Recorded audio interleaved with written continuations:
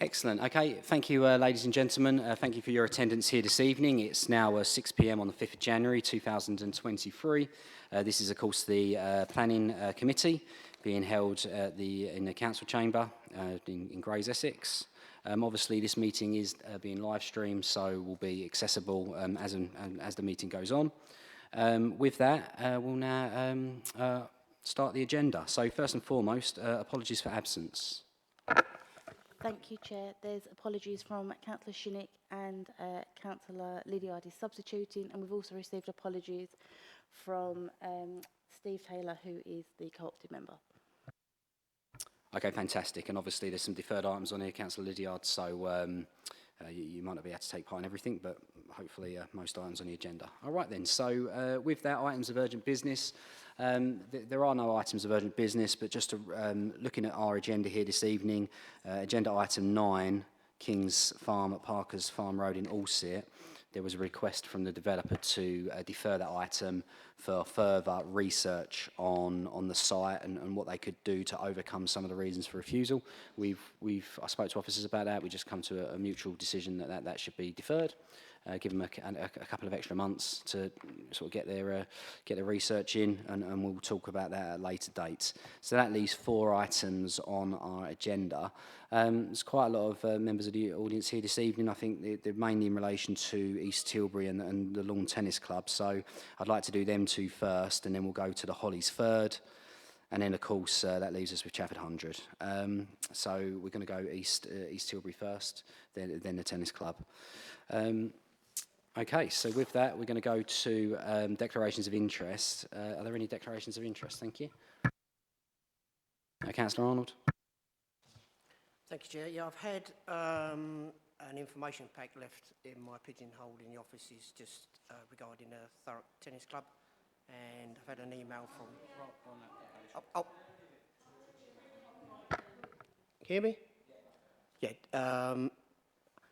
Yeah, I've had an information pack left in my pigeonhole in the offices about the Thurrock Tennis Club, and I've had an email from Mr. David Bowling. Right, guys, speak clearly into the mic, raise your voices. It's just, I think they're having a bit of trouble at the back. No problem. Nice and clear, Paul, thank you. Is that all ready for you? Is that all good for you? Yeah, I've had an information pack left in my pigeonhole from Thurrock Tennis Club, and I've received an email from Mr. David Bowling regarding item 8. Thank you. Okay, thank you. Thank you very much for that, Paul. And yeah, I can confirm when I arrived here this evening, we had a information letter here from the Thurrock Lawn and Tennis Club floodlights application. I'll be honest with you, I've not had time to go through it. I'll have just a quick glance. It's just in relation to, well, I haven't gone through it all, but I've received that. Have other members had that in their pigeonholes as well? Okay, thank you. All right, thank you very much. Councillor Carter. I'd just like to, same as Councillor Arnold, I have received an email from David Bowling. Thank you. Okay, Councillor Piccolo. Yeah, just the same, the email. Okay, anyone else? I didn't receive the email personally. No.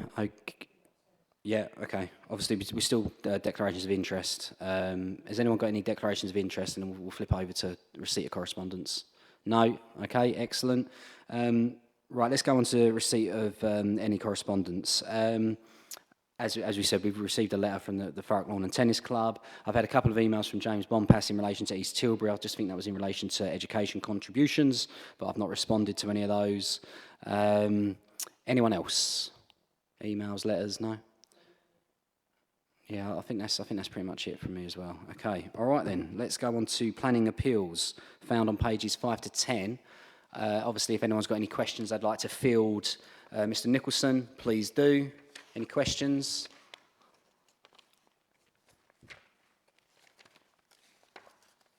No. Okay. Lee, did you have anything you wanted to add with the appeals at the moment? Thank you, Chair. No.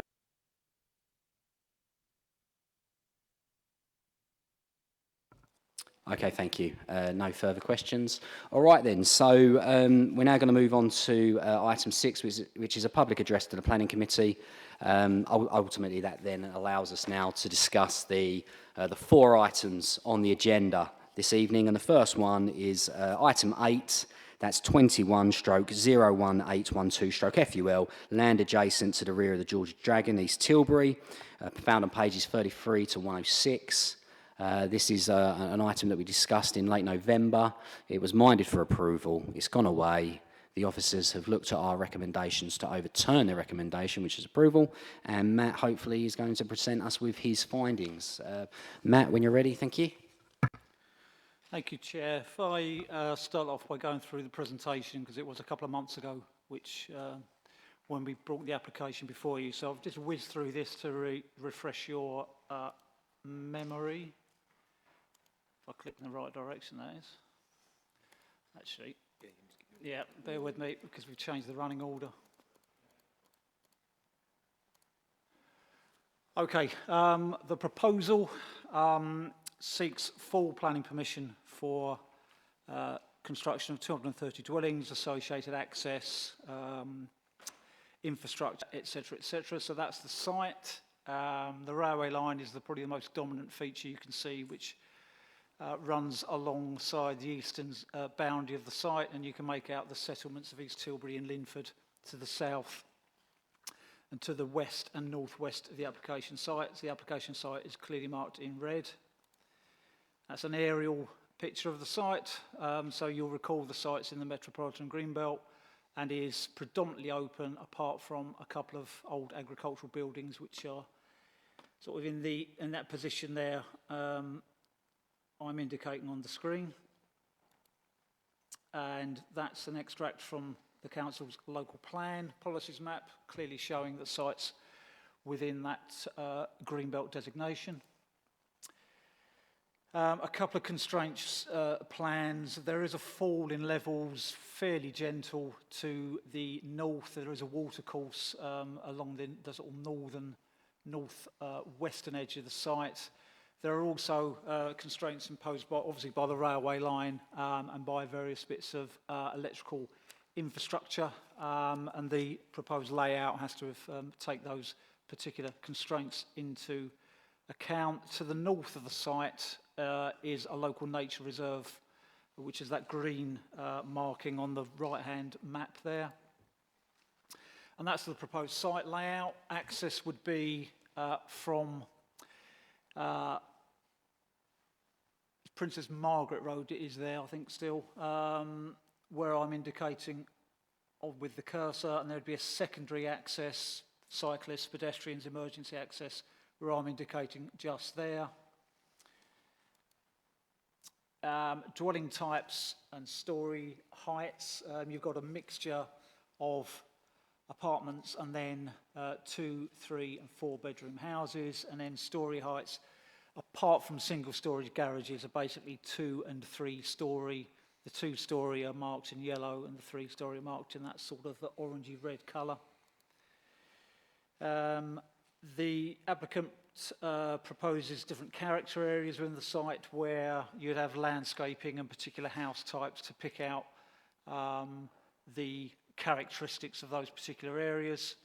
And on the right-hand drawing, you've got an indication of the car parking. So there are allocated car parking spaces as well as visitor car parking spaces, and car parking spaces allocated for disabled users. There are a variety of roof pitches, which I'll get into in a minute in terms of the elevations, and then without labouring too much on the finishing materials, it's fairly traditional, facing brick, tiled roofs and some mix of render in there as well. So on to the elevations. That's a 2-bedroom house type.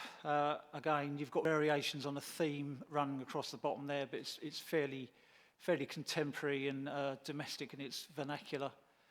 And then a variation on that, similarly it's a 2-bedroom. Onto the 3-bedroom, one of the house types has a fairly low pitch, 11 degrees, which is different from the majority of dwellings on the site. So that's a 3-bedroom with a more usual 30-degree pitch. And then the 4-bedroom house, these are the 3-story or part of the three-storey element of the scheme. So that's a townhouse appearance. And then there are some flats on the site. They are 1 and 2 bedroom flats, 3-storey maximum, and you can make out the detail there. These would have flat roofs. And some street scenes to just give you an idea of how different house types and flat types would mix together, seen from various viewpoints within the site. That's a CGI, so that's a computer-generated image of how the development would look. So that's taken just north of the station, looking up Princess Margaret Road. The site access would be a little way sort of behind where that island is, basically. Within the site, again, another CGI showing a corner turning house there. Fairly traditional tiled roofs, render finishes to that particular property. And again, that's looking towards an area of public open space, which is along that northern edge of the site, closest to the watercourse. That is an actual photograph showing the location of the proposed access. So again, that's just north of the station. The access would be on the right-hand side, so there'd be a removal of a stretch of hedgerow to accommodate that. And that's roughly the location of the secondary access, which is for cycle, pedestrians and emergency access only. A few aerials of the site, again, they just demonstrate the open nature of the site. And you can make out the railway line and the settlements of Linford and East Tilbury further afield. And a couple of photographs which have been taken on the site. That top image shows one of the trains which is probably just leaving London Gateway, I would have thought, looking at the containers. And then the southern image is looking towards the watercourse, which is the sort of northwestern boundary of the site. In terms of update, actually, let's go back a stage. The application was recommended for refusal. We were suggesting 2 reasons, one being greenbelt and one being design. Members resolved that they were minded to take a different view, so the report before you is the standard update report as required by the Constitution. Now, although it's an update report, there have been updates to the update report. So if you can just bear with me, because things have been moving in the fast, fun-filled world of town planning. In terms of education contributions, so again, if members were minded to approve the application, there would need to be a 106 agreement, and that would need to secure, amongst other things, a financial contribution towards education provision to mitigate the impact of the development. Now, within the report at paragraph 2.4, we've quoted you some figures, and we've quoted you about 1.8 million, which was the original figure when the application was first submitted.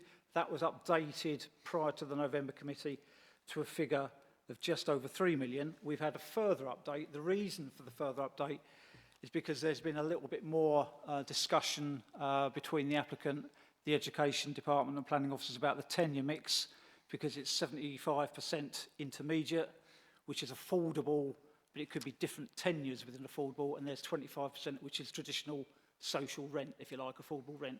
So putting all that together, the updated education figure as of yesterday, so it's bang up to date, is a shade over £2.4 million.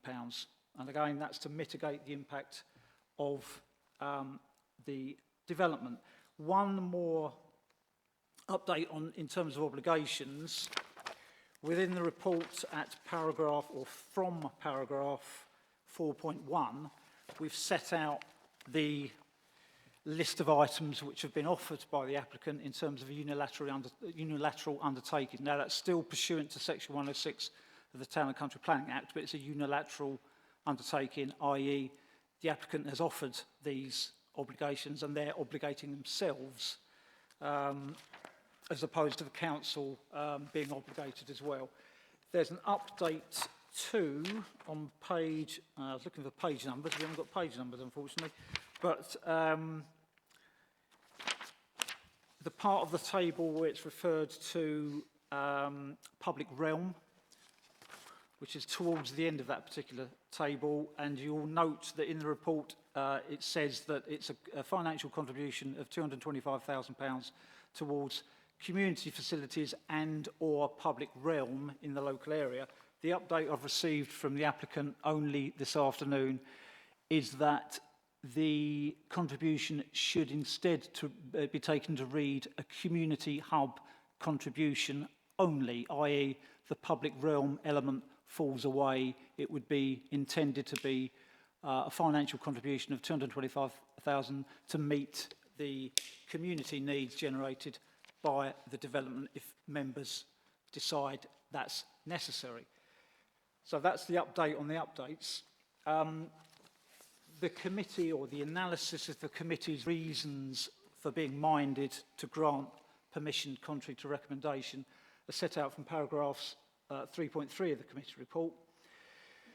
The table, now you'll recall that for Greenbelt applications we usually summarise the matters in a table just as an aid memoir for members. So we'll set out what the harm is, and then we'll set out the considerations which the applicant has brought forward, and we'll ascribe different weights.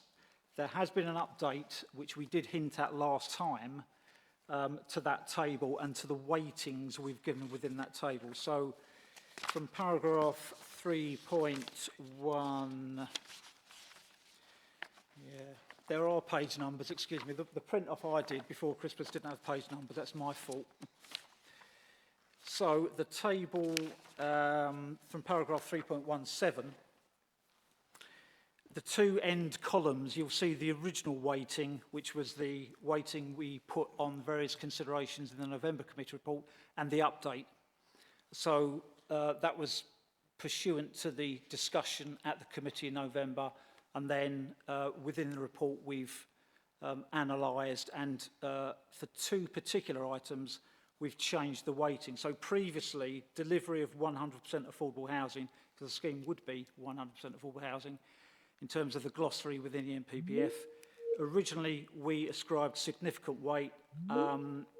We've concluded that very significant weight should be given to that particular factor. And the second change, over the page, low carbon development. The applicant has confirmed that 25% of the units would be zero carbon or zero bill. So that's a combination of PVs, photovoltaics on the roof, air source heat pumps and battery storage, means they can guarantee for a period of at least 5 years zero bills to those particular occupiers.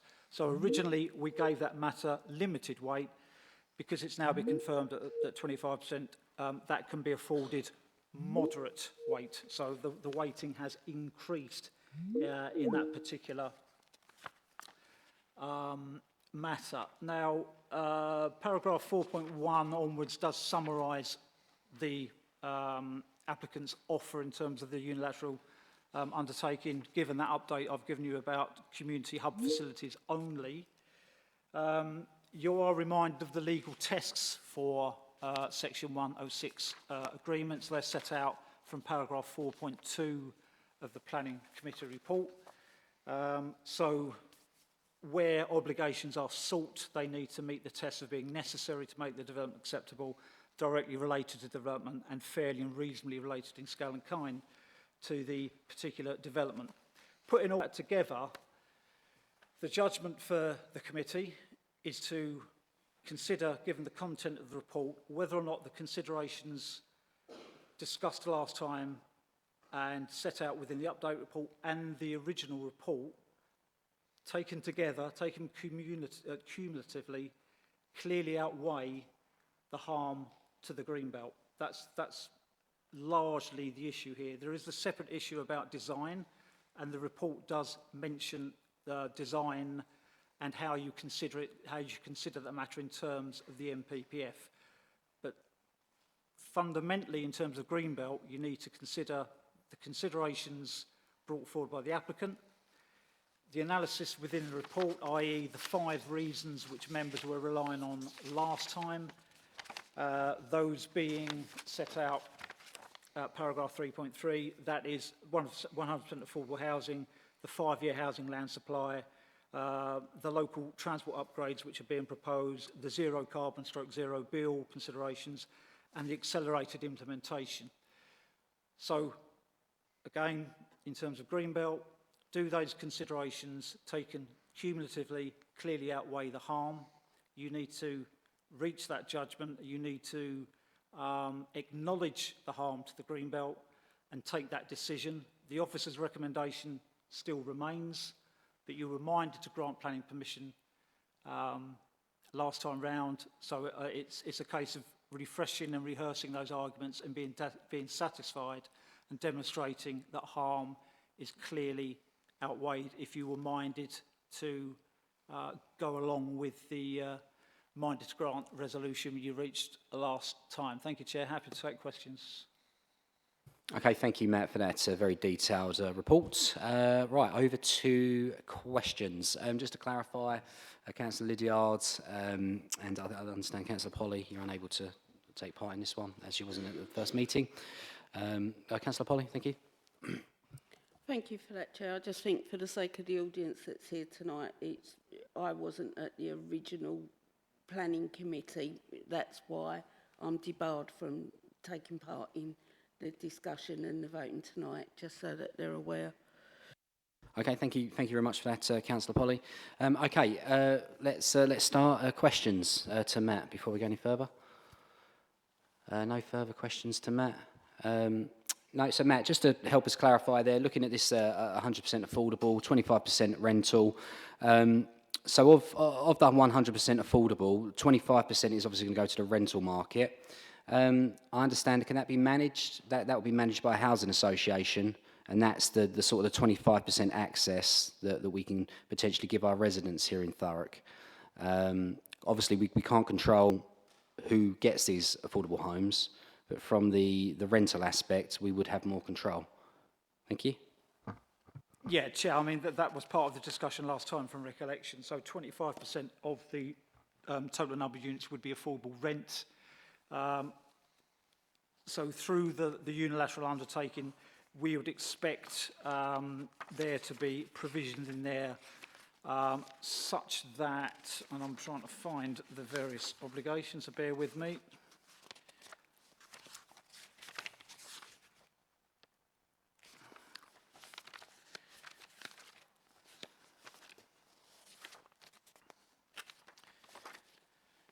Yeah, so there would, so in terms of nomination rights, etc., they would be within the UU. So the 25%, there's control, and there's definitions about prescribed persons. So that usually be people on the waiting list within Thurrock. For the 75% of dwellings which are still affordable, but they could be discounted market sales, for example, say they would be open market. But the 25%, yes, there would be controls.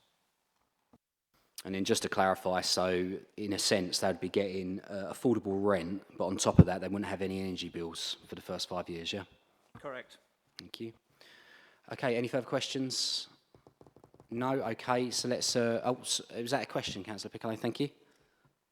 Yeah, just going through, just to clarify, I don't know if you get the map up again, but the site is naturally bounded by the railway line, so I just want a confirmation that you couldn't get sprawl of the site. In other words, opening up that piece of Greenbelt wouldn't make access to other parcels of Greenbelt that could be brought forward later on. It's an interesting question, and you have a habit of raising interesting questions and putting officers on the spot. So thanks for that. Taking this application on its own, it could be argued that the railway line is a clear, defensible boundary. In the same way that there have been through the original core strategy when it was adopted in 2011, there were some sites which were released from the Greenbelt, and I'm thinking of things like where the Ocado warehouse is on the 1306 near the Wennington interchange. That was in the Greenbelt, but it was, in essence, it was a landlocked site. You had roads on three sides. You had clearly defined and defendable boundaries. So this site on its own, and obviously you'll be aware of, in the longer term, there will be a new local plan, and there will be further sites promoted for allocation in the Greenbelt. So that may include land elsewhere within this area. Watch this space. But at the moment, yes, I'd say that is clearly a defendable boundary to the site. It's a major piece of infrastructure, and it defines that eastern boundary. Yeah, if I can just go. Yeah, thank you. I mean, obviously, I'm concerned about should it get commissioned that it doesn't lead to further sprawl. But if that obviously seems to be a natural boundary or a man-made boundary that isn't going to go anywhere in the well, I say the foreseeable future, but for some time to come. So that's answered my question. Thank you. Okay, thank you, Councillor Watson.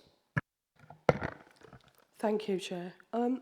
Matt, the floodplain, can you tell us what they're doing to mitigate that? Can you remind me? Because I thought that this piece of Greenbelt had a bit of a flooding issue on it.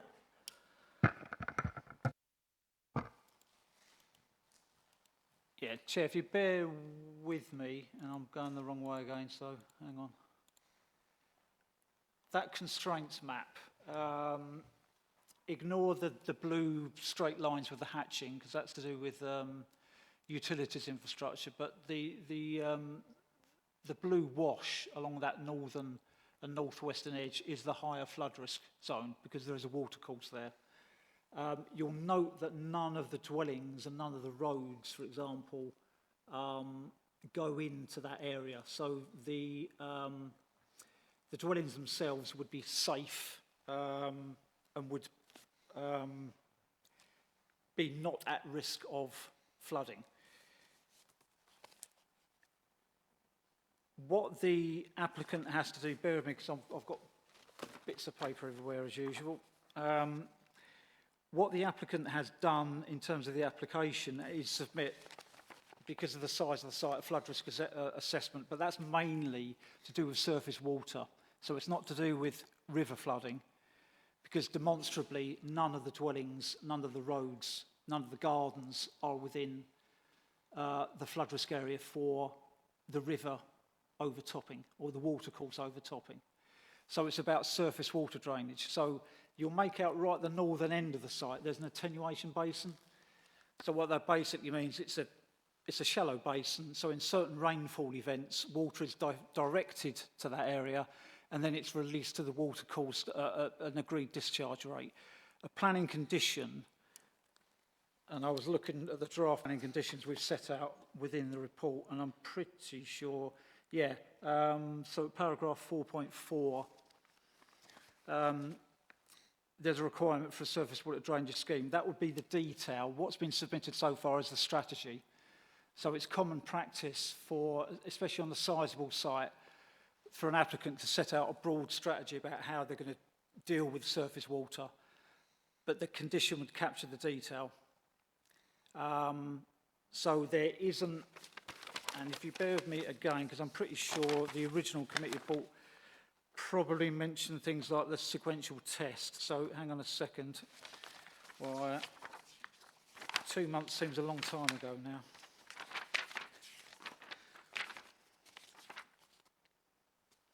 Yeah, so on the original report, from paragraph 6.76, we've referred to the fact that parts of the site are within the low flood risk, parts are in the higher flood risk, but the built development isn't in the higher flood risk, and referred to the need to undertake the sequential test, which is at 6.77 of the original report, and the exception test as well, which applies. So, subject to those tests being applied, the Environment Agency wouldn't object to the scheme, and subject to the detail of a surface water drainage scheme as opposed to a strategy, the Council's flood risk manager wouldn't object. So again, if you were minded to grant permission, that would have to form a planning condition. but it's not objectionable subject to that condition. Hi, Julian. So what I wanted to know is about the access. There's one access coming off of this development and one going on. I come from an estate that's got exactly the same sort of access, and it's an absolute nightmare. The bit that I'm worried about is that those photos that are shown, yet again, are probably done about 2 o'clock in the afternoon. And what exactly is that road like, where they're going to come off with between 5 and 7 in the evening, when people are actually going to and from work in their cars? Because I don't think it shows a quite representation. So what, from your point of view, do you feel that the highways area can it cope with the amount of traffic that will be coming off that estate? Thank you, Chair. Well, as you're aware, with most larger developments, the applicant will be asked to do a transport assessment and traffic modelling. So they've modelled the junction with Princess Margaret Road, and they've modelled the roundabout with Princess Margaret Road, Muckingford Road and Linford Road. And it has seen that the level of traffic, I think we talked about this in the last meeting, though there's 200 odd houses on the property, 200 people are not going to come out with their cars all at the same time. Not everybody will, they will come out, say, within an hour, and those vehicles will be spread out. So there will be gaps in traffic that's sufficient to get out. And if you look at the modelling, which they've done what they call a Piketty analysis, which is basically a model that indicates the amount of traffic that goes past and the amount of traffic that comes out of the development, and that shows that there were very, very small queues within the development. We've also said that obviously as part of the application there will be a right turn lane into the application, so for those vehicles that are coming from East Tilbury itself across the crossing to get in, then they will be able to sit in the right turn lane. To get out, there will be a keep clear marking or maybe a yellow box junction potentially that will, if the gates go down and there are queues at the gates, then a gap should be left there for people to get in and out of the development. But if you look in general in terms of the modelling doesn't actually show a problem with the traffic in and out of the development, because it's difficult to explain, but as I said, all the traffic doesn't come out in one go. All 200 cars won't come out in an hour. If you've got 200 odd vehicles, you'll probably get something like about 30–40% of the traffic coming out in the peak times. Others will come out earlier, some will come out later. So it's not a great horde of vehicles all coming out at the same time, and even with an hour, you've got that intervals in between vehicles, and the modelling has shown that there's not going to be an issue at that junction. Okay, thank you. And any further hands up there? No, okay. All right then, so with that we're going to jump into debate. Who would like to start this evening? Councillor Piccolo. Yeah, thank you, Chair. When it first came before the committee in November, I was one that was in favour of the development. I did have a few concerns, but I've now looked at things in a bit more detail. A couple of things. The development is very close to the railway station.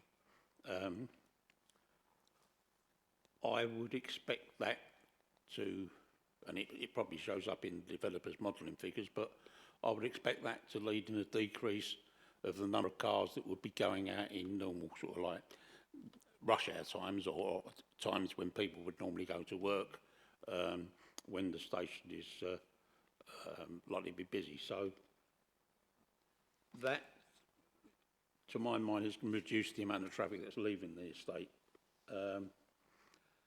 I'm also bearing in mind that it's likely to be some young families move on to the estate. It's likely to be more busy, in actual fact, at school run times which again moves away from the rush hour times. So I think that mitigates a lot of the traffic flow, and I don't think, with the provision for a yellow box junction and everything there, I think personally that the traffic isn't going to be, and the officers seem to agree that the traffic isn't going to be a problem. So I've not got any fears now regarding the traffic. And as was clarified from the question I asked earlier, one of my other concerns, and my concern is always greenbelt sprawl, and I'm known for, if there's a natural barrier for further intrusion into the greenbelt, then I'm happy to see part of that bit of greenbelt used. I don't like the idea of developments going on where it leads additional access into more greenbelt, but where there's a natural barrier, then I'm happy to see that made use of, because that down the road may save the developer going to apply for planning permission on the greenbelt when we're in a much more dire situation. So my personal view is that if we can use up some of these little parcels of land that can't be expanded upon, that have got adequate transport links, then we should take the opportunity to do so. Okay, thank you. Any further comments before we head to confirmation of either approving or rejecting? Councillor Watson, thank you. Thank you.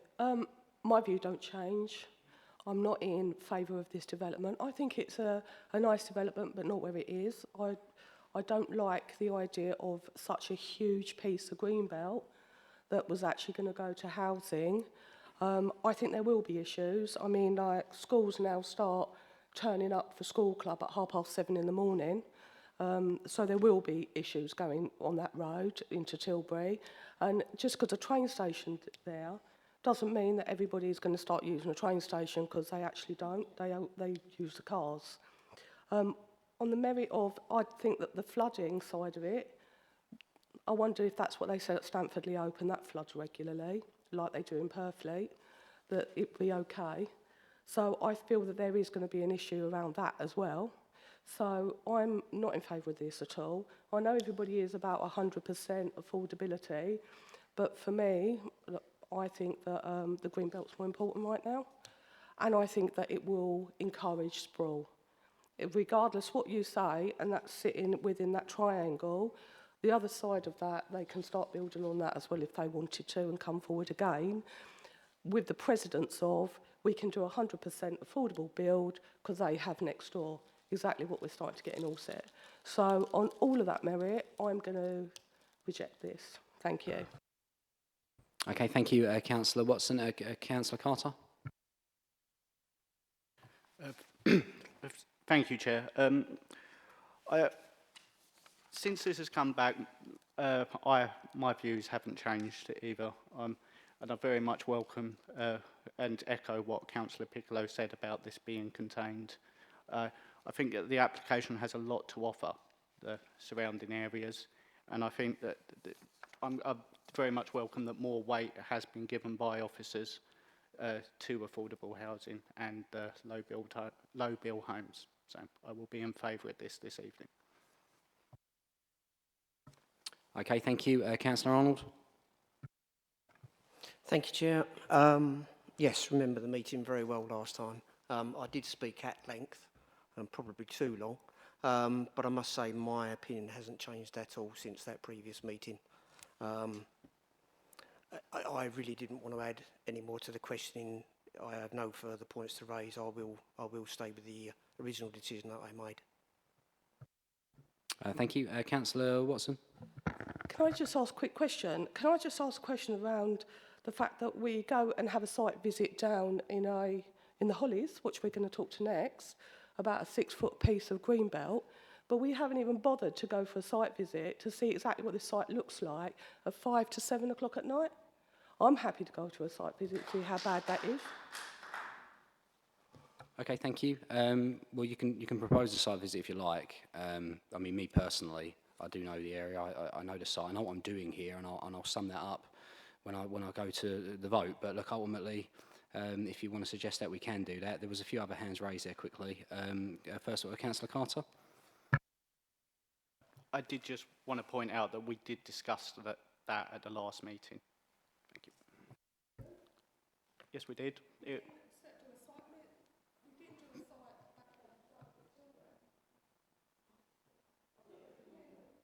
We didn't sub out site to Tilbury between like 5 and 7 in the evening.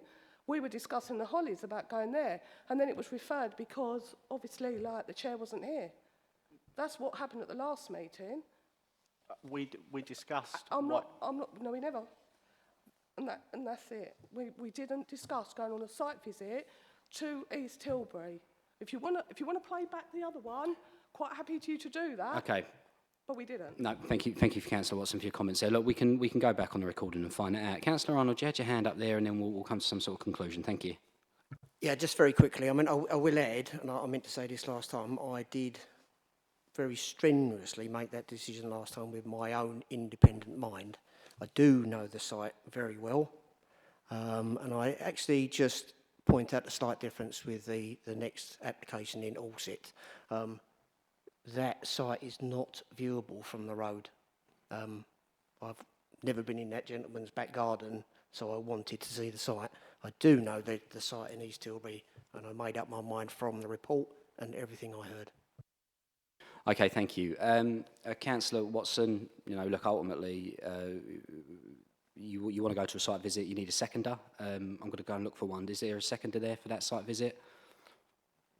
No? Okay, all right then. So that one's dropped. All right then. So, okay, we'll come to some sort of conclusion now. So, look, it's not easy, okay? We're in a tough situation now.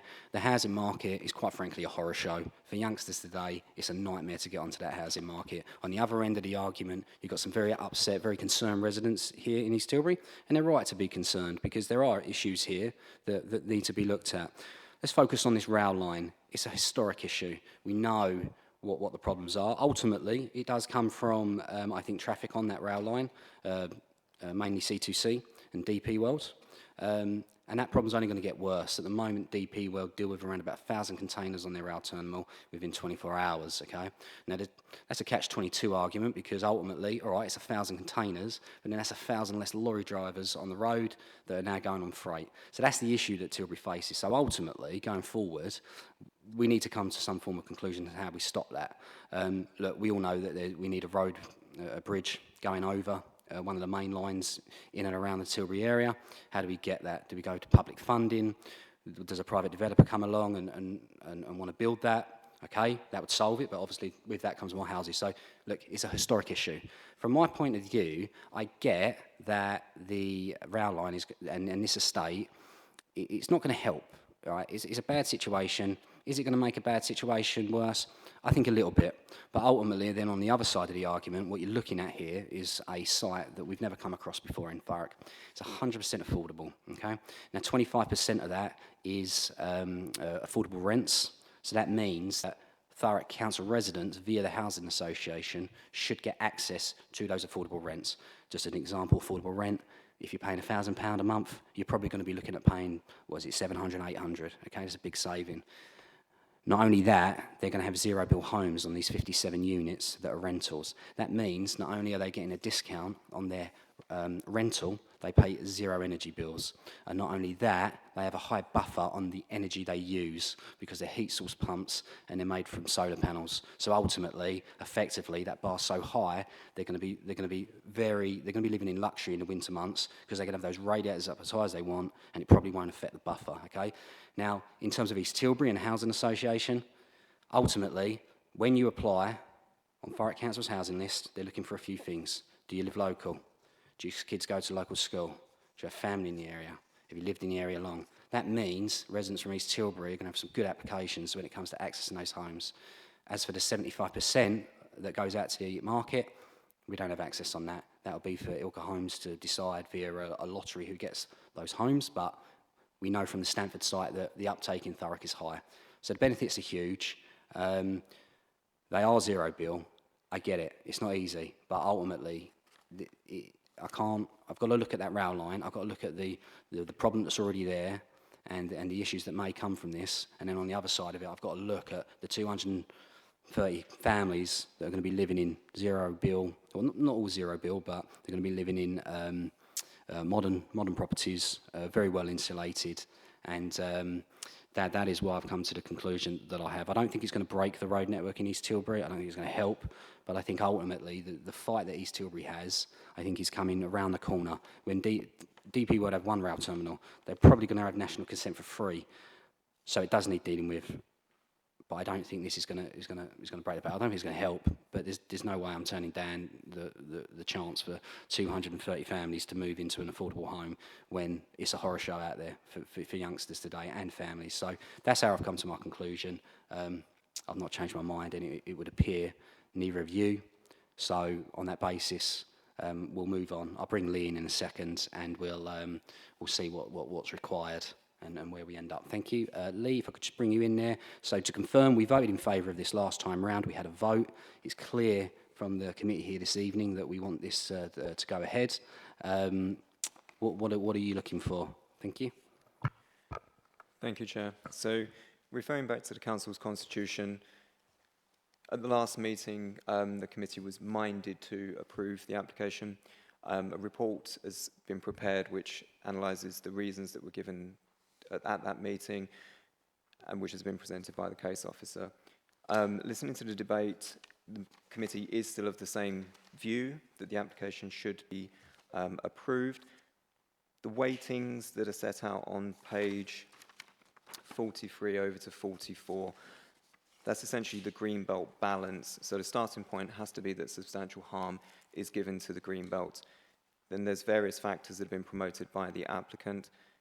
It's for the planning committee to give weight to those factors and to deem whether very special circumstances exist which clearly outweigh that harm to enable the application to be approved. Listen to the debate, it's clear that the committee have resolved that is the case. There's 2 reasons for refusal on the original report. The first was related to Greenbelt principle and the second related to design. The committee would need to address both reasons for refusal. So what we've just been speaking about is the first reason for refusal is the Greenbelt reason. The second reason related to design, and the committee, listened from the previous debate, took the view that essentially the design and layout was considered to be acceptable, and that is a matter of judgment and is quite subjective.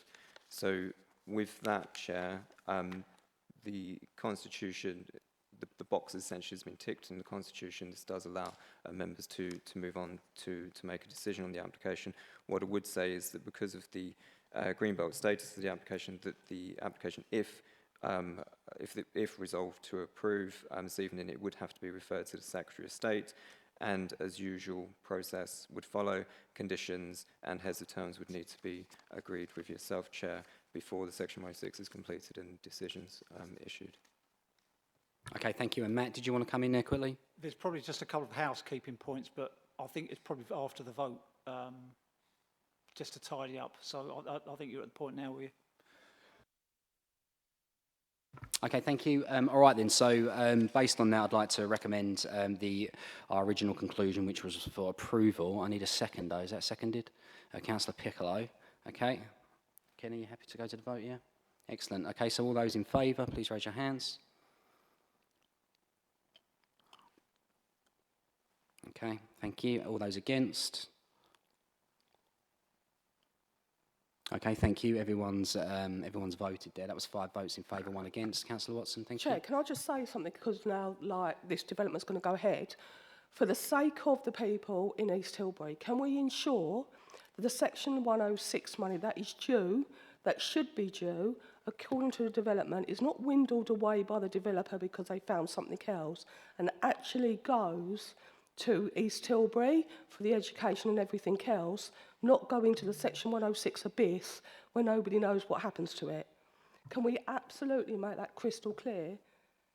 Thanks. Thank you. Lee, just come in here. I'm not sure why you think automatically that's what the developer's going to do, but by all means, there are conditions that protect that. Lee, thank you.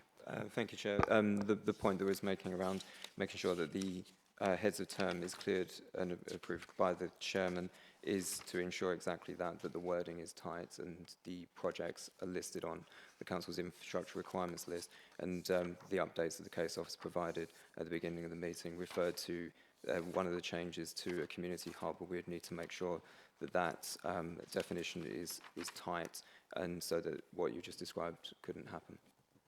Thank you. Okay, thank you. But it's worth raising if you've got concerns there. And it is an important point that, look, ultimately, the local community should have good access to that. But they've got to come up with a plan, they've got to want it, and they've got to tell us what they want. But we can go through that very shortly in the infrastructure requirement list. Okay. Right, so we was minded to approve that. Would you like us to go through the weightings, Lee and Matt? Or? Yeah, Chair. So in terms of procedure now, probably the first thing, going back to the report, it is worth mentioning, I did refer to the updates that the applicant had amended the public realm / community facilities contribution just to refer to community facilities. Now, within the report, what we've said is that's perhaps a little bit debatable, but if you were clear in your own mind as a committee that that contribution of 225,000 is required to mitigate the impact of the development on community facilities, community needs, then that would be justified in terms of the test. So that's what I'm picking up. Councillor Watson made a fair point. We've only summarised within the report. There is a draft unilateral undertaking. It's a legal agreement, but it's not signed by the council. The obligations are still legally binding. It's only a draft. So things like the precise terms, what does community facilities actually mean, how it would be spent, when it would be spent. It's a contribution, because community facilities, community hubs don't come cheap. So it would be money into a pot. It would need to be ring-fenced. That would all be in the drafting, which officers and legal advisors would need to get into. The first thing, having put that to bed, the first thing the case officer would need to do next week is go to the planning casework unit, because it needs to be referred. Now, this is just for confirmation. What I'm picking up are the 5 reasons you referred to last time.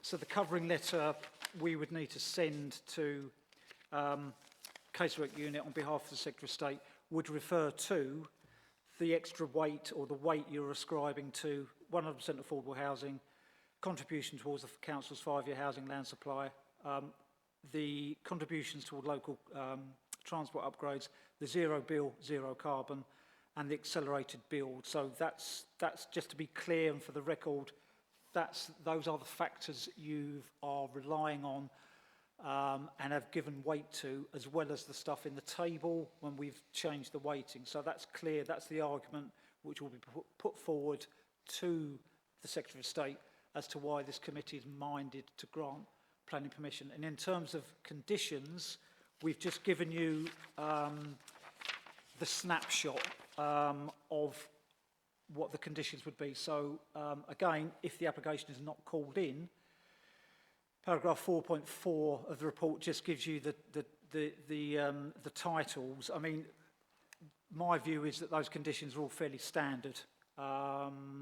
There's nothing particularly out of the ordinary there, so that's relatively straightforward in terms of the detailed drafting. So that's just me setting out the procedure and getting instruction from you about what the matters we are going to refer to in the letter when we go to casework unit. Thank you for that.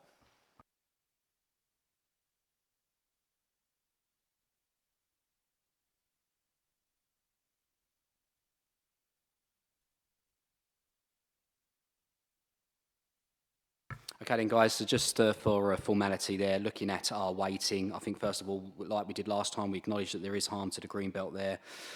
We are looking at, obviously, one of the reasons for refusal, inappropriate development in the green belt. Obviously, we're arguing that it's a delivery of 100% affordable homes. We've gone for very significant weight. I think it's also worth pointing out that look, all councils, we're all low when it comes to supplying affordable housing. This one site delivers on average, I think it's around about 3.5 years worth of affordable housing here in Thurrock based on our historical averages. So obviously very significant weight. Looking at the transport upgrades to the existing station, limited weight. I'm happy to keep that limited. Going through to responding to the 5-year housing supply, very significant weight. We'll keep that there. Low carbon development. I'll keep that a moderate weight. Obviously, we've got connection enhancements to the wider country park setting, moderate weight. We'll keep that there. I'm not going to personally argue with these no weightings.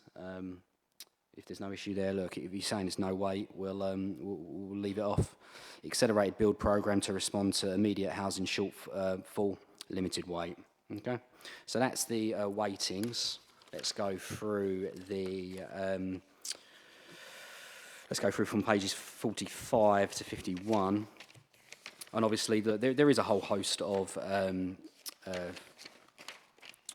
benefits to the local community in terms of the amounts of money that this development is going to pump into the local community. So first of all, obviously we've got that. Obviously, look, everything's fine. I think the one we want to focus on here is the public realm, okay? And that's obviously the big contribution, which is 225,000. Obviously, that is got to be earmarked for the local community via the IRL, obviously the infrastructure requirement list. But obviously, the local community, maybe a local forum, they can come forward and say, actually, based on this development, we're looking for a community hub. We want that money. They'll be more than welcome to apply for that. So that is what this money would be ring-fenced for.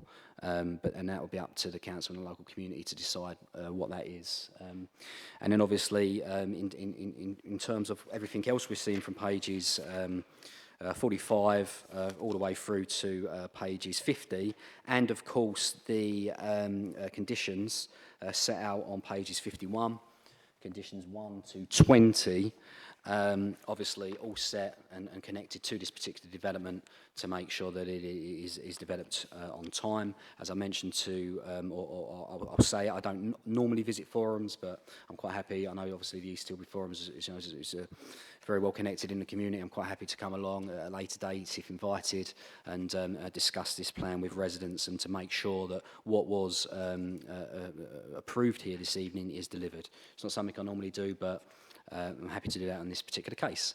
Okay, over to yourself, Lee. Are you happy with that? Thank you, Chair. I think the most important point there is on the planning obligations that are being offered is that the committee do consider them to be necessary to make the development acceptable in planning terms, that it's directly related to the development and it's fairly and reasonably related in scale. Those are the tests that are set out in planning legislation. So as long as the committee is satisfied that that is the case, then they can go forward into the Section 106 UU. Thank you.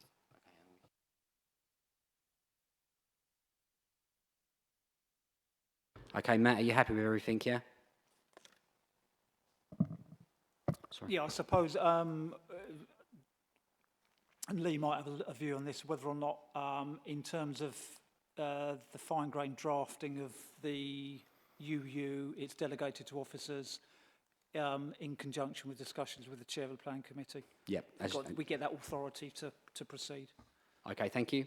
All right then. Okay then. So obviously you would have heard, I understand, that there might be a willingness if we do approve this. This obviously gets sent to a referral for the Secretary of State. That does give or give the leader of the council or local councillors and local communities the option to send that through to the Secretary of State, and of course that could easily be overturned if deemed necessary. So whilst we're here to obviously approve this here this evening, there is obviously one more fail-safe in the system, and yeah, best of luck. Look, I appreciate I'm on side of this development, but you know, I wish everyone the best of luck if you want to go down that road. Look, hopefully you know, if you don't like it, maybe the second estate will reject that. But outside that, I'm not going to repeat myself. You've heard why I think this is a good development. And with that, I think we can say that application 21/01812/FUL, land adjacent to the George of the Dragon, has been approved. Okay, all right then. Thank you very much, everyone, for that. And we'll hastily move on to the next item on our agenda. Okay.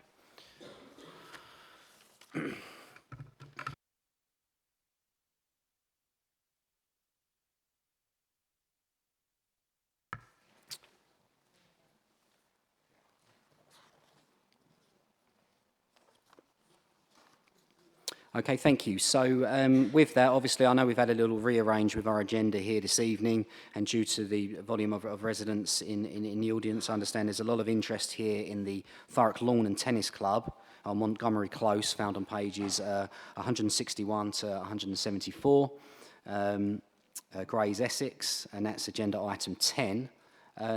With that, thank you for those comments.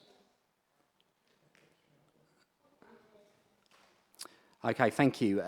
Right, so Nadia, I understand that you're going to be presenting our report here this evening, found on pages 161 to 174. Thank you. Thank you, Chair. Good evening, members.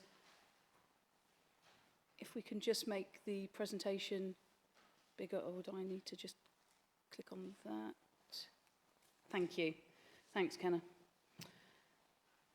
Since the agenda was published and since the expiry of the public consultation, just a few matters of housekeeping, the Council has received a further 32 written comments in support of the application, resulting in a total of 31 letters of objection and 56 letters in support having been received. So this application has been called in by councillors to consider the light pollution impact, highways and parking, and neighbour amenity impacts of the proposals at the tennis club. The tennis club site in Grays is bordered on all sides by residential properties, with Victoria Avenue to the west, Victoria Close to the immediate north, Heathview Road to the east, and Montgomery Close to the immediate south. This is a layout of the site as existing. And the application seeks permission for the installation of 9 telescopic floodlight columns with a maximum extended and mounted height of 6.7 metres, providing 10 LED light panel fittings to serve the existing tennis courts, numbers 1 and 2. So that's the middle and left one in the screen image before you. The columns could be retracted to a minimum height of 3 metres when not in use, and they'd be finished in a dark green colour. This is a large version of the image you've just seen, just so it's easier for you to view. The existing 3.6 metre high boundary fencing at the club is proposed to be replaced with the chain link fencing of the same height and with green mesh windbreak screening fitted. This would be carried out as part of other improvements to the facilities of the club, including the new and improved Tiger Turf Pro surfacing of the courts that's already occurred. This is an existing elevation of the site, and proposed elevations with the columns lowered in the centre there, showing them at 3 metres in height. And another elevation of the proposal with the poles extended there in that image there. So the proposed elevation with the 9 poles at their full 6.7 metre height when in use is relevant in that the planning history detailed in the report before you outlines a similar planning application for floodlights that was considered and refused in December 2020. This previous application was refused due to concerns relating to the potential neighbour amenity impact based upon the hours of use of the proposed LED lighting columns, as well as concerns relating to the character and visual amenity impacts caused by the development. This more recent refusal followed a planning application in 2003, also for floodlights, that was refused and subsequently dismissed at appeal.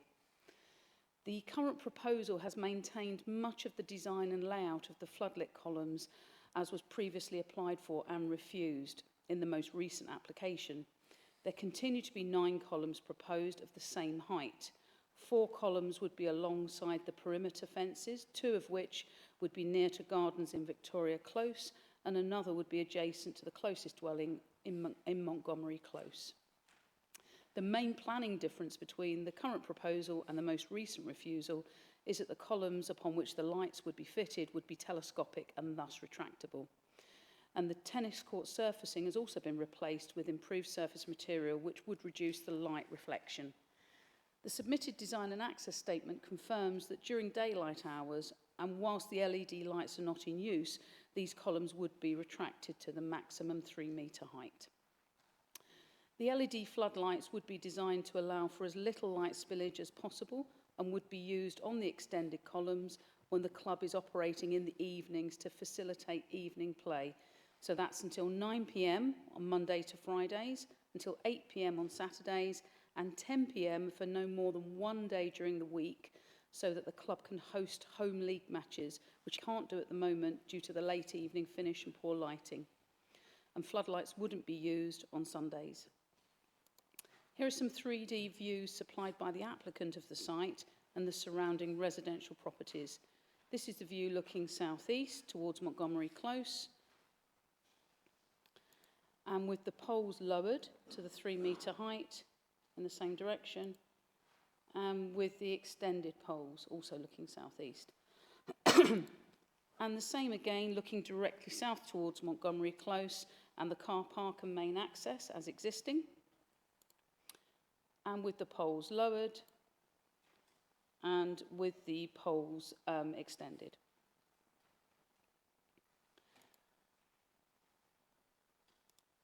Beg your pardon, that was looking west towards Victoria Close, Victoria Avenue there. And you can see there are bungalow properties along Victoria Avenue which actually abut the application site. These are views looking directly south towards Montgomery Close, showing the retracted poles and the columns at their full height. And some views of the site as well, looking immediately north towards Victoria Close there from within the site, and looking west towards Victoria Avenue, and south towards Montgomery Close. There's a view looking north from the car park, and looking northwest from the car park, and generally north.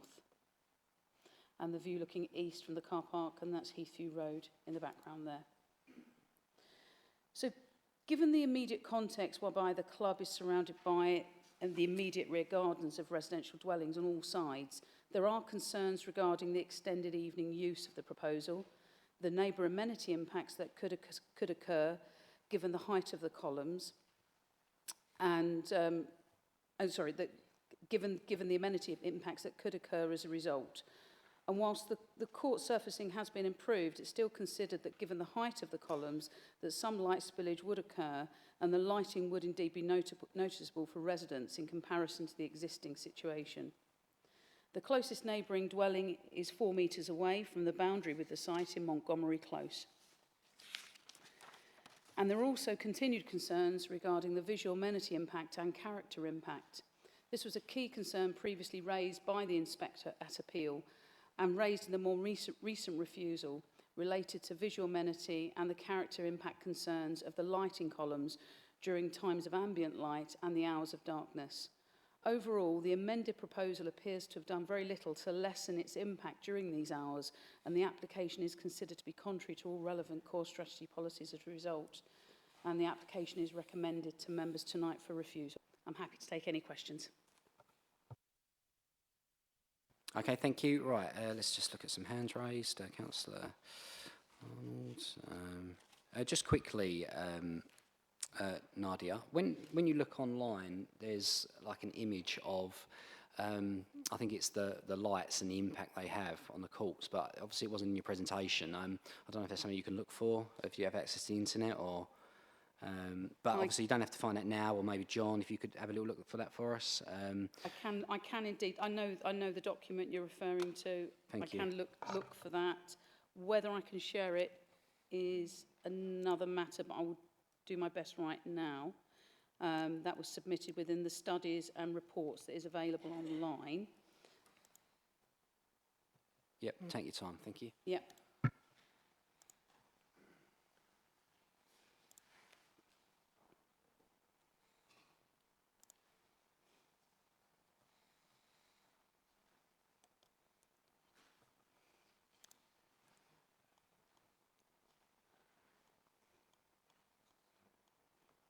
So it's, I think, Chair, you're referring to the LED lighting study that was submitted, and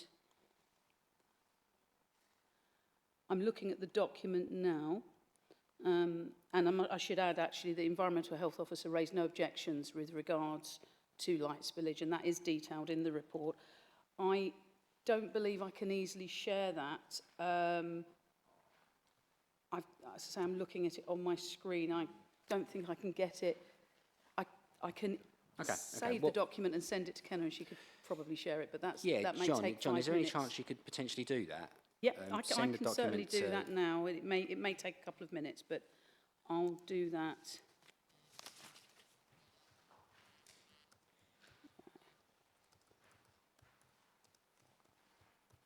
Right. I've saved that. Yeah. Okay, so in the meantime, what I'll do, I'll go over to Councillor Arnold, and then we can come back to that. Councillor Arnold, thank you. Thank you, Chair. Yeah, to the best of your ability, can you just give me an idea of when the tennis club was first established? And then maybe give me a rough idea of what the ages of the surrounding properties are, please. The surrounding properties generally, Chair, are all interwar period housing, with the exception of Montgomery Close, which is more recent. It would appear to be late 60s, early to sort of mid-70s build. With regards to the history of the club, I will quickly refer to the report. So the first planning application for the extension to anything at the club was in mid-50s, 1950s. So certainly the club came after some of the properties, but not long after, by the looks of it. Sorry, could I just clarify something there? You said first application for the club. Was that actually physically for the club? No, they're for additions to the club. So the club looks to have been there from early 1950s, potentially. Excuse me, sorry. Various shelters were applied for it from 1949 and 1954 at the site, at the application site, so it can only be assumed the club in some form existed around then or immediately before then.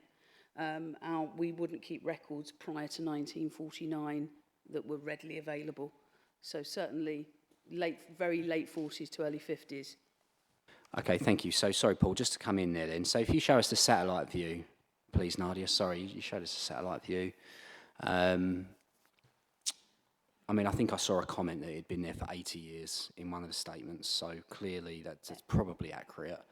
So it's likely that the courts were there. You obviously had the two vertical roads, but then those three houses above, obviously they're quite modern. And then you're suggesting there that Montgomery Close was sort of...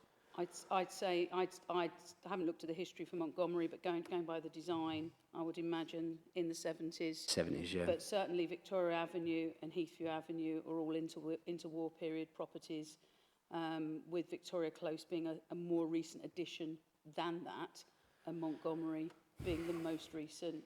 But so records of the club certainly go back from a planning point of view to 1949. Yeah.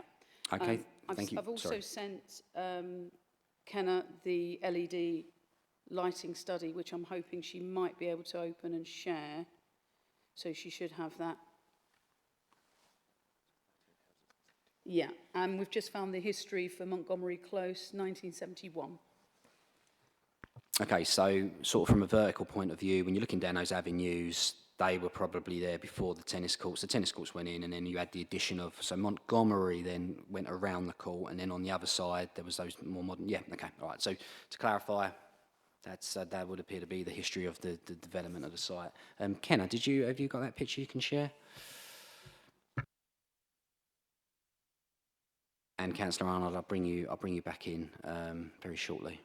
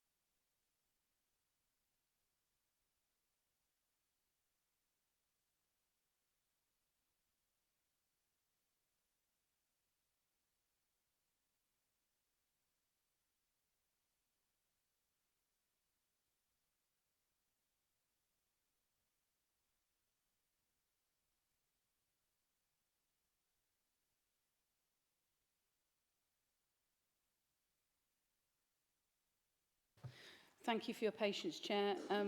We've now been able to share this document, so if I do that.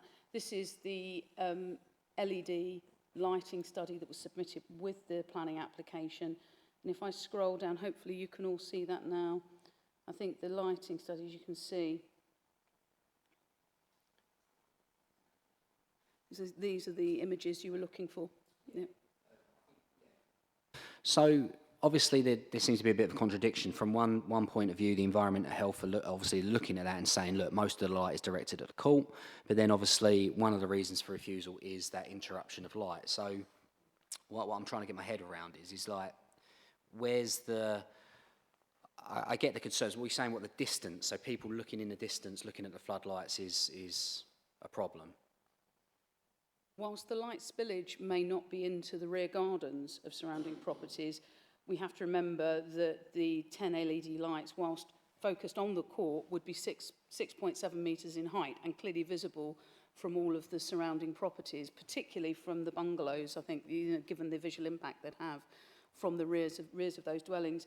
The fencing surrounding the site is 3.6 metres in height. And if you think, it's not double that with regards to the height of the columns, but it's another 3 metres on top of that. Whilst there would be lighting on top that would be directed downwards, it would still be visible from all surrounding properties. So it is a bit of a difficult one with respect to that, both that neighbour amenity impact late into the evenings, where at the moment there isn't that light impact and pollution impact, versus the visual amenity impact of it as well. Whilst it might not be shining directly into neighbouring gardens, it's still going to be noticeable as a development and a light source. Okay, thank you.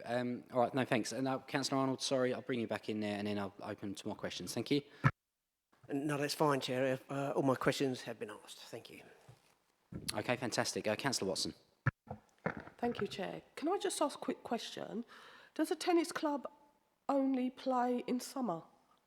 Or do they also play in winter? Because if they play in winter, then I'm pretty sure those evening playing times would be starting very much more earlier, maybe going on slightly later. If I may, Chair, thank you. Tennis is a seasonal game. However, it's a popular sport, and if you can play it all year round, that's obviously the ideal. But in the winter, in the late autumn, in the autumn and in the spring, lighting is different. So at the moment, the hours the tennis club would operate, as I'm sure the applicant would be able to confirm, are dictated very much by lighting, because there is no flood lighting there. So they would need to use the lighting potentially from 4 o'clock certainly onwards. But the club, I must add, the club has specified the limit to the lighting they would use in those hours. So it would be 9 p.m. during the week and 8 p.m. on Saturdays, apart from the league games, which could have a maximum of 10 p.m. on one night during the week. Okay, thank you. Councillor Watson and Councillor Lydiard. Thanks. It's just I'm slightly struggling to think that the problem here is the telescope poles going up. So in the winter, they're going to go up a lot more earlier than I would assume in the summer. I would imagine they probably wouldn't go up in the summer that much. I mean, only probably maybe past 9 o'clock. So I think I think the speaker's statements. I mean, I've had a look at them, but I think it does go in detail to what the concerns are of the residents and the club. I think what's happening at the moment is the kids are going there in the summer, and then by the time school ends, they have to stop their training in the summer months because they've only got the Saturday. But that will all be in the speaker statement. You can sort of gather what the concerns are. But yeah, very good question. Did you want to come in any more on No, that? just to agree with you, Chair, that at the moment the club is limited because it can't offer the after-school tennis sessions that they'd like to add and include all year round, because they can only do those during the lighter months. Yeah. So they would come on earlier in that sense because they could then make use of it. Okay, thank you. Good question, Councillor Lydiard. Thanks, Chair. I lived very close to the tennis club. I lived in Long Lane for 25 years, and I have to say I never even noticed any problem with parking or lighting or any trouble at all. It was a highly respected place. But the thing I'm having problems with is actually thinking about what influence those new lights would make. until 9 o'clock and one day a week at 10 o'clock. Is there anywhere else that has these lights that we could have a look at? Chair, if I may, I'm not aware of any other tennis clubs or courts in Thurrock that have floodlighting that are public. I did have a look to see what were available, and there are a good number of tennis courts that are publicly available, but none of the recs have floodlights. The Palmer's College has courts, but they're not lighted. Well, not lit, I should say, with floodlights. But you've got courts at places like Corringham Rec, Balvan. Palmer's Tennis Club has a court but isn't lit, so there aren't floodlit courts available. And I'm guessing that's partly because of that. You could argue it could be because of the age of the courts, and they're not provided, or those facilities aren't available. And this is a popular club. And they're looking obviously to make the best use of the facilities they have and the interest from members. Okay, thank you very much, Councillor Lydiard. Right, any further questions before we go any further? Okay, it doesn't look like there's any further questions there. All right then, so we do have some speaker statements here this evening. There's 3 speaker statements. The first is a statement of objection. And this is a joint resident statement because we had quite a few residents wanting to speak. So this has been amalgamated into one statement, and that's from a Mr. Clay, who's a resident in the area. No, sorry. Can I? Dads. Okay, I understand. Mr. Dads. Jacob, we'll go with that. Let's go. Let's come down if you will, please. Thank you. Sorry about that confusion.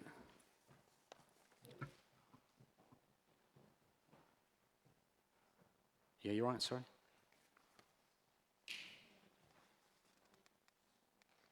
Councillor Polly, is everything okay?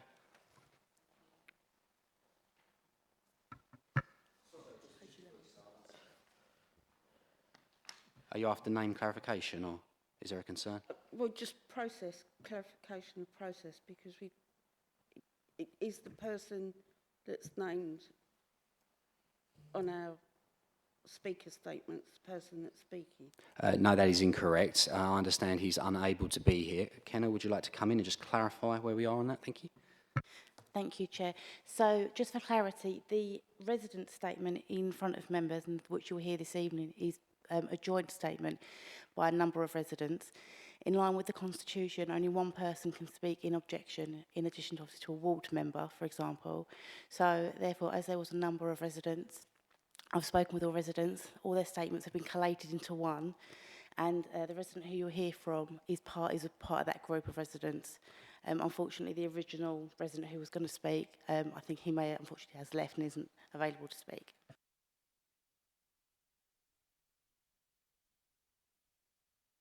Okay, thank you. And what we'll do then, if that's okay, we'll update the records on the minutes of the next meeting. And just for the record, if you could state your full name, and of course you've got 3 minutes in which to speak. Thank you. Thank you. My name is Gavin Dady, and this is a statement in opposition.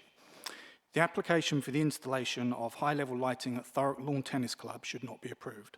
The club has failed to consider the needs, opinions or welfare of the local community and has failed to engage in constructive dialogue with them.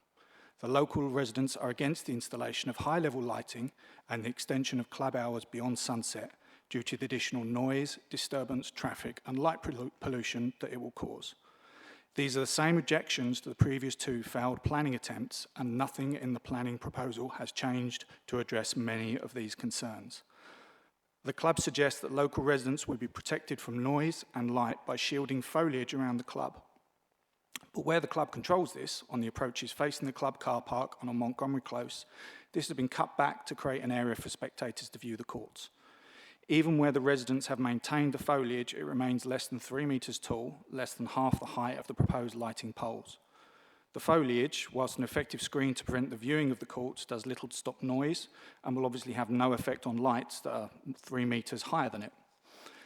The disruption to the residents goes beyond simple light overspill and includes the noise and disturbance from the activities well into the night. The club already produces unwanted additional noise from the games played during daylight hours, and this will now extend well into the evening and could be a continuous source of noise for over 12 hours every day. Once games have ended, there will also be inevitable additional noise as the members leave the club. Chatter, slamming of doors and boots, starting and revving of engines, and the additional disturbance from the play of lights from headlights that would make the provision of lighting even more intrusive. The additional stated purpose of the lights was to enable the club to host tournaments. This issue has existed for several years, so it is not something new. They play home games at other floodlit facilities that they share, and this arrangement has worked for many years. So why change? This means not only will traffic increase with longer hours for the club, but tournaments would increase the traffic flow even more. In many cases, cars will make double journeys, dropping off members and returning to pick them up. The proposal of longer playing hours and the installation of high-level lighting not only causes stress and anxiety for the local residents, but will also have a detrimental effect on the valuations of nearby properties. Residents have received notifications that it could reduce house prices by tens of thousands of pounds for those closest to the courts. We have concerns that on this application in 2022, only 21 letters have been received by the Planning Department. 21 letters of support have been received by the Planning Department, but in 2020 they had 88 letters of support. This has obviously changed since the notes were received at the beginning of the meeting. So support for this application has dropped by 75% within the Thurrock Lawn Tennis Club itself. On the refusal document in 2020, the Planning Department quoted it used 9 policies in refusal of their application, and surely these policies have not changed. If the club wanted to improve the local area, they would listen to the residents' objection and drop their plans for floodlights and commit to the local residents that the plans have been shelved for good. The club is placing the wants of its members over the comfort and well-being of the local residents. We ask the Planning Committee to consider that despite that this desire for a few games of tennis late at night is not of equal value to the potential adverse impact the light overspill, noise, disturbance, traffic, stress and financial loss that granting the application would cause to the local residents. Thank you. Okay, thank you very much for that statement, and obviously thank you there for clarifying about the last group of letters. Much appreciated. Thank you. Okay, and then with that takes us to our second statement of objection, and that's from a local ward councillor, Councillor Maney. If you'd like to come forward, Councillor Maney.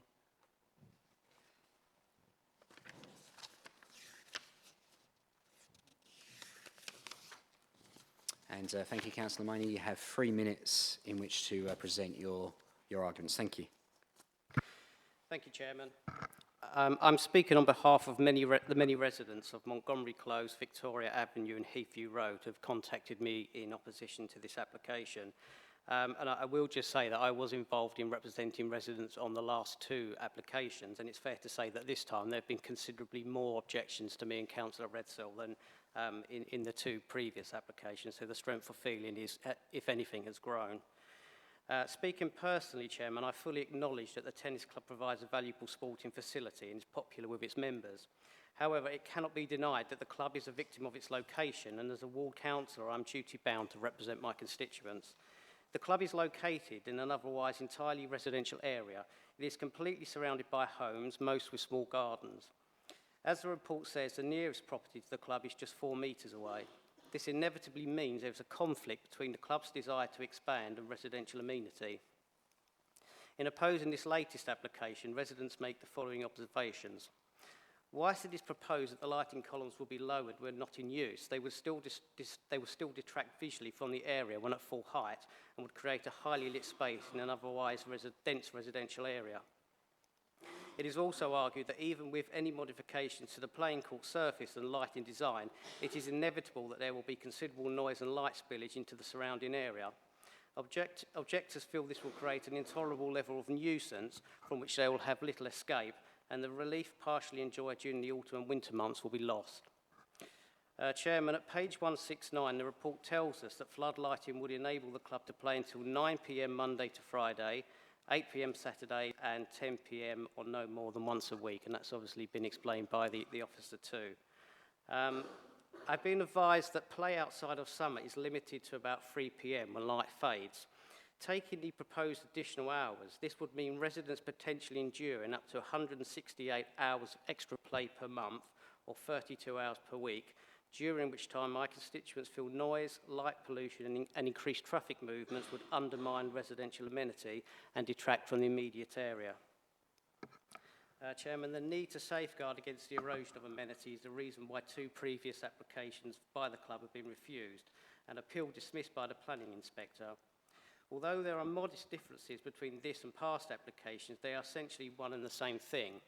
And I know that there's been a lot of talk so far about lighting and the effect that lighting would have on surrounding properties, but that is only one of the reasons that the planning inspector put forward for dismissing the appeal. And he did clearly say that the very presence, the very fact that play would go on longer was in itself a reason for his decision. So if you put aside the additional lighting and any modifications that have been made, and you look at the planning inspector's decision, he clearly said that the very extension of play was in itself an unacceptable erosion of local amenity, and that simply hasn't changed. A point I've also been asked to make by residents is in respect to the commercial aspect of this application. It's advised that the tennis coaches at the club charge a fee for their services, something which the club has confirmed. Residents therefore assert that this application is disguised as an attempt to expand a community sporting club, when in fact it is as much a commercial venture. Indeed, if we were to separate ourselves from all emotion and the fact that this is a sporting club and apply planning rules strictly, it must be asked whether we would ever seriously consider this location as appropriate for intrusive floodlighting. If the application were, for example, a business with legitimately held established use rights, it is hard to conceive that members would in all seriousness entertain an application such as this so that the applicant could extend its hours of operation. I would just end by saying this is not an application for a tennis club, it is an application for floodlighting, and my constituents are steadfast in that this is an unacceptable request and should be refused. Going back, I mean, again, I'm speaking personally now. I know I'm running out of time, Chairman, but I do support what the club aims to do, and the council has an emerging sports strategy. We don't want to lose tennis facilities. We want to see them expand in Thurrock, but I really think the club has outgrown its position if it wants to do what it wants to do in terms of expansion, and we need to look at relocating that to somewhere like Blackshots, where we have existing leisure facilities and have an even bigger and better club. Thank you, Chairman. Thank you very much, Councillor Maney, for your statement there.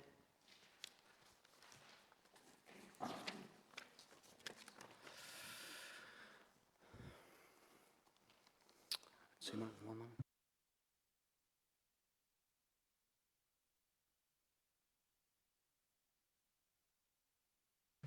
Okay, thank you. And that takes us on to our last speaker statement, which is from Anne Prowl. And I understand you're very well connected with the club, and this is a statement of support. You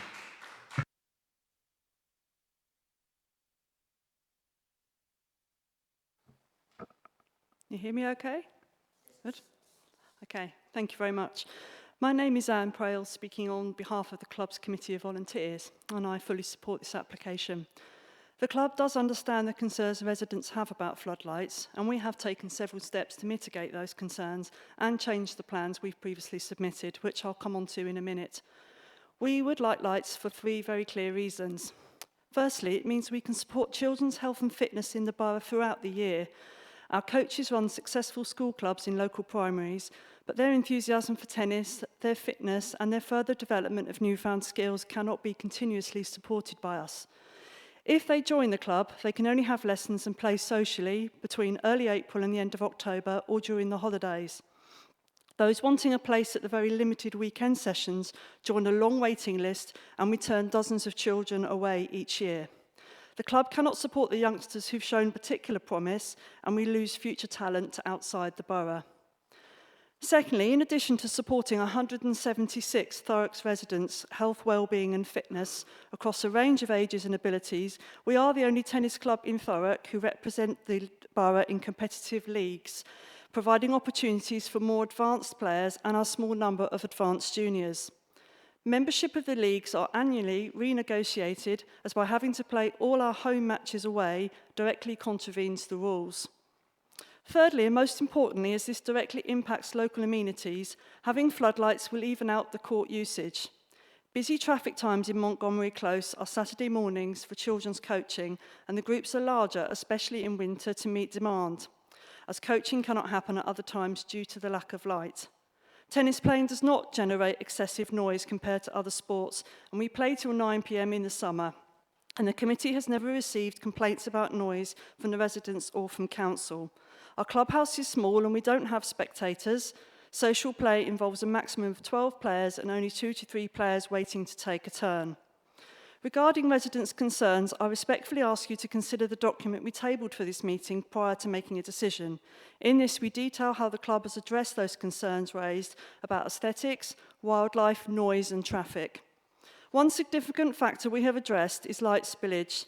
This application is for modern, low-intensity LED lighting that will be directed down at the courts. As confirmed by Thurrock Council Environmental Health, there will be minimal light spillage over adjacent houses where curtains and windows will be closed during the winter. To further reduce spillage, we are seeking fencing solutions, including dense 85% windbreakers, 2 metres wide, to surround the courts. Only courts 1 and 2 will have lights and no lights at all on Sundays. We spent $50,000 this year resurfacing the courts with Tiger Turf Pro. Not only is it kinder to joints for our more senior players and those with physical impairments, but it also doesn't shine or produce glare under lights. A second factor, has already been discussed, is the light columns themselves. They will be telescopic and not visible above the fence line when not in use. In order to see how we've more fully addressed the residents' concern, I respectfully again ask you to read the document tabled, which details the actions we have taken. Thank you. Okay, thank you very much for your statement there.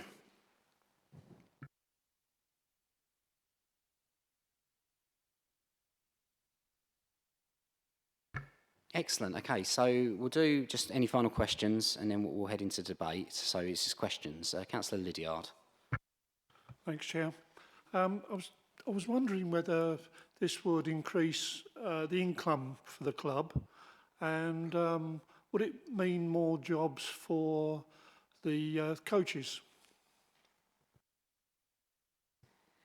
Chair, we've been given no details in that regard. I can only assume that further use, so they can have more players play at the club, there would be a membership fee associated with that. That may well involve for the coaches, but we've not been given any details of that in the application. Yeah, I think, just sorry, pick it up, I think that's a safe assumption. But yeah, go on. Thank you. I'd like to know whether the lighting that was proposed in the earlier application is the same as the lighting that's now proposed. Chair, if I may, there's no change to the LED modern lighting proposed. The key difference is the telescopic retraction of the columns. The actual LED standard and the light spillage isn't different in the previous application to this current one, the most recent one in December 20, that is. Councillor Polly, thank you. Thank you, Chair. I noticed that it was the Thurrock Lawn Tennis Club, and the last speaker just made reference to resurfacing of the tennis courts, which sounded to me as if that was now all-weather servicing. Are they clay courts rather than lawn? Chair, if I may, it's as the applicant has referred to and is detailed within their application, it's Tiger Turf Pro, which is an artificial court surface specifically for tennis courts, not clay, no. Okay, thank you. All right, thank you, everyone. Right, I don't think there's any further questions. Councillor Piccolo. Sorry, Chair, just a quick one. In relationship to the tennis club's operation, when was the new houses in, I think it's Montgomery Close, built? In other words, how long after the operation, first operation of the tennis club, was those properties built? Chair, if I may, the properties on Montgomery Close were granted permission in 1971. The club was operational several decades before that. Okay, thank you. All right then. If that's no further questions, we'll head to debate. and we'll come to some form of conclusion. So I'll start here this evening. I think, like a lot of applications, I think obviously we've got some good arguments on both sides. I think a lot's been thrown at us there from different angles. I get the idea that this sort of maybe the club is outgrowing the area. Having said that, you could argue that the homes have actually encroached on the club, depending on how you look at it, given the fact that it's been there for 80 years, sort of. So that's a double-edged sword, that one. You could also argue that whilst the location might not be ideal, obviously it's obviously a safe location that's been there for 80 years now. Looking at some of the comments in relation to the club itself, look, only in Thurrock would you have a sports facility that can't play its home games in Thurrock.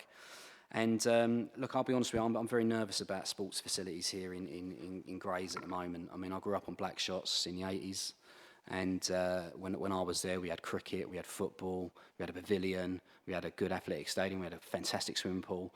Cricketers are gone, football's expensive now, no more golf. The swimming pool's on its last legs. I'm nervous. I must admit, I've got a 2-year-old and a 4-year-old, and I think sporting facilities were better back then than what they are now. So we're definitely in a battle.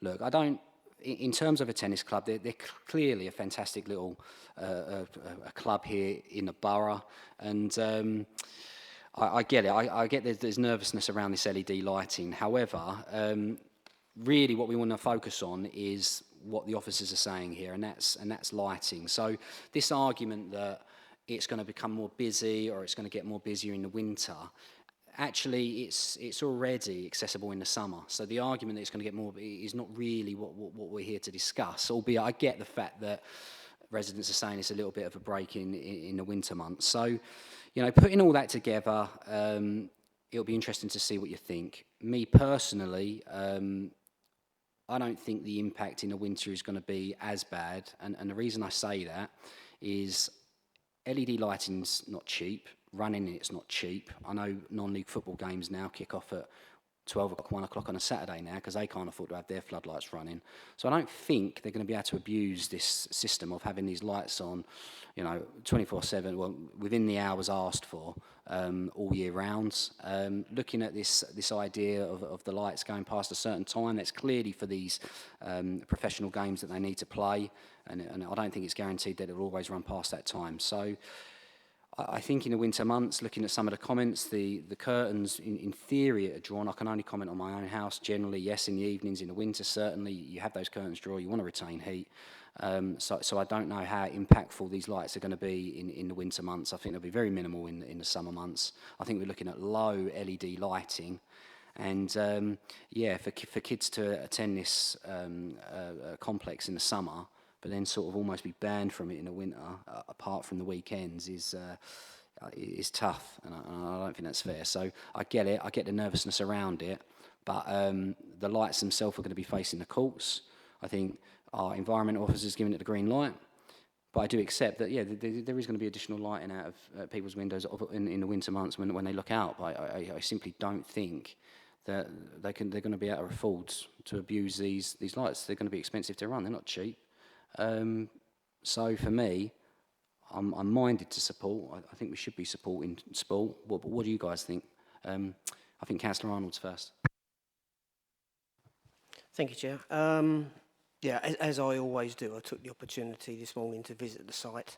I must admit, I don't remember ever going round to that part of this world over the years, and I would actually, there's no brown sign or anything to indicate it's actually there, which I found quite remarkable.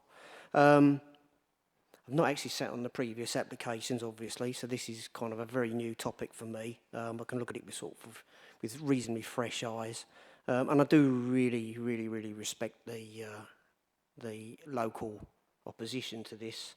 I can see their points, but I think we're living in a modern world now, and I think we do need to cater for modern requirements, and health and fitness is one of those requirements. And I think really we should be working hard to support clubs of this nature. I mean, I personally, I see absolutely no reason to refuse this application. I think really we should be allowing the club to operate to its full potential. Maybe with conditions. We can't have this coming back in a year's time and requesting even later evenings. There needs to be a condition of that. You know, and I think also looking forward to the future, you know, we could also be sitting here another day with a residential application on this site, which is really going to infuriate the residential people around here. So I think if we was just to grant this one with conditions, protect the area against future development, I think that is absolutely the best case scenario here. Okay, thank you. I'll go to Councillor Piccolo, then Councillor Polly. Yeah, thank you, Chair. Yeah, a couple of points. A lot of the ejections seem to be coming from Montgomery Close. I mean, the club was there 20 odd years prior to Montgomery Close being built, and the residents moving in would have been aware that there was a cricket club there, and they backed onto it. So certainly that inconvenience, if you want to call it an inconvenience, but they should have been aware of what the situation was likely to be. The other thing is it runs to quite late at night in the summer. In the summer, most people are there with their windows open. I know there may be a bit more background noise because people might be out in their gardens and children playing out in the gardens, but needless to say, the windows be open. In the winter, that's a completely different situation. You've got the windows closed, curtains drawn, which will act as a buffer to a lot of the noise and especially the light. I think health of our youngsters, and it seems that they have quite a few youngsters, has got to be looked at, and it's a benefit. We don't we all too often hear complaints about teenagers or youngsters now being sat indoors all day playing on their video games or laptops or iPads or whatever it is. You know, the thought that we can give the opportunity for those that want to and can encourage them to get out and have a friendly game of tennis has got to be supported. I don't think there's much else. I can understand, I say, the residents' concern to a certain extent. I don't know whether a compromise could be met. I mean, in the winter it gets dark about, I don't know, 3:30. Whether rather than it go on till as late as 9 o'clock or whatever it is, there was some sort of compromise lights for 7:30 or whatever it is. You've still got a lot of traffic on the road, probably a lot of noise going on, but what I'm saying is that they may want to consider a compromise to the hours operated. But that's my views.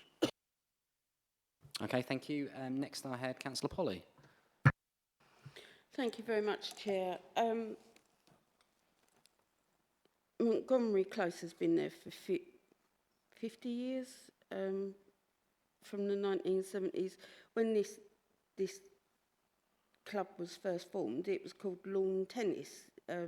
Presumably they were lawn tennis courts. That's why I asked for that point of clarity, because I think if they were still lawn tennis, the groundsman would have a night fit if they're about playing in the evening with being exposed to frost and moisture and damp, things of that ilk. I also listened to the amount of other tennis clubs that do not have evening lighting, or and I'm reasonably sure that Ballantynes have given their outside tennis courts over to a car wash, which makes me sound, it seems to me that it's not commercially viable. We've listed half a dozen other tennis courts that haven't gone for the lighting. So I live in Purfleet-on-Thames, and when I moved into that area, I knew it was an industrial area. I knew I had light pollution. I knew I had Purfleet Deep Wharf. I knew I had the Dartford Tunnel Bridge there. So then that's my choice. I moved into an area where I knew there was light pollution. These residents have lived there for anything between sort of 70 to 50 years without this light pollution right on top of them. And for this to be imposed on them, when I I haven't got the confidence that the lighting will bring the added interest and extra revenue to the club that they would hope for. So I'm minded to support the officer's recommendation for refusal, and especially as when the ward member has spoken, that there is a willingness there for the ward members to work with the club and perhaps look at other sites that would allow them to expand and allow them to have growth. So, in summing up, for me, Chair, I would be minded to support the recommendation. Okay, thank you. Thanks for your comments there. Okay, so we're going on to Councillor Lydiard, then Carter. Thank you. Thanks, Chair. Personally, I don't think that 9 o'clock is too late to have lighting. It's earlier than what most people go to bed, so I can't see it affecting sleep, other than the one night a week till 10 o'clock. As I said earlier, this organisation is well respected and well run as far as I can remember. And I think the price of electricity these days, they'll keep the lighting down as much as they possibly can. So I shall be going against the officer's recommendation and approve.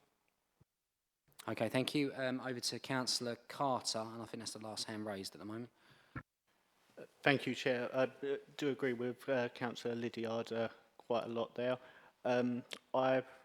I do think the lighting will be minimal, and for what I'm picking up on what other members have said about if it's viable for it, I think the fact that they're able to apply for it shows that it's quite a successful club, and we should be supporting sports in the borough, and it's sad to hear stories of so many that have closed over the years. So I will be supporting the application today.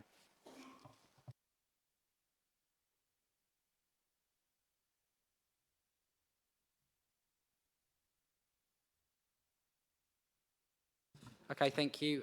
We'll just adjourn for a moment. I understand Councillor Dodson needs some water there. Thank you.